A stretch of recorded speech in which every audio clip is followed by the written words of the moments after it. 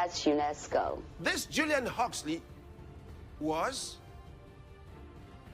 a eugenicist and a humanist.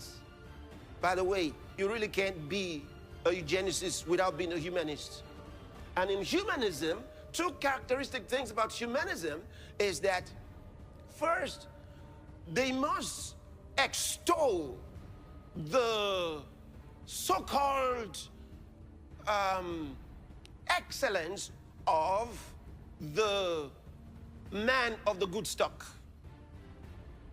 Because everybody can get there as far as they're concerned.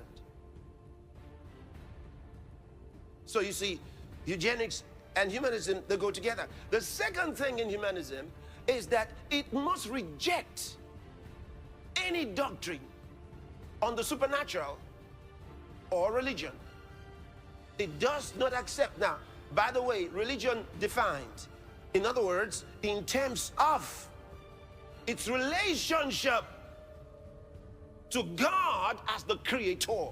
Humanists assert that humans must be responsible for making their own lives better.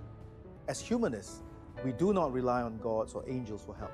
When I say I'm a humanist, that kind of tells you, at least I'm a secular humanist, you know, I don't believe in God, there's the secular part of it, but humanist tells you what I do believe in. But to me, it means, look, I'm good without God, and that to me is a simplistic version of humanism. So I call myself an atheist first and foremost, but if you ask me, am I a humanist, the answer is yeah, absolutely. You're a humanist. Do you really understand what you're saying when you say you're a humanist? Those who have created for themselves the cocoon of humanism are actually imprisoned for Satanism.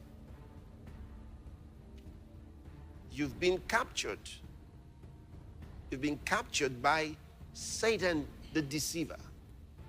You have been deceived. The deception of the transhumanist agenda and its associated ills, bear at the heart of it is an evil-inspired plan which it targeted at the control and elimination of the human race, as well as the replacement of man with creatures who will be subject to the controls of these technocratic dictators. The transhumanist movement, they think the human being is flawed, and they think that the human being needs fixing. Therefore, that if we create artificial intelligence, if we create machines, if we create advanced robotics, and integrate and merge our human DNA with machine AI technology, then that's how we achieve superpowers and that's how we become Superman.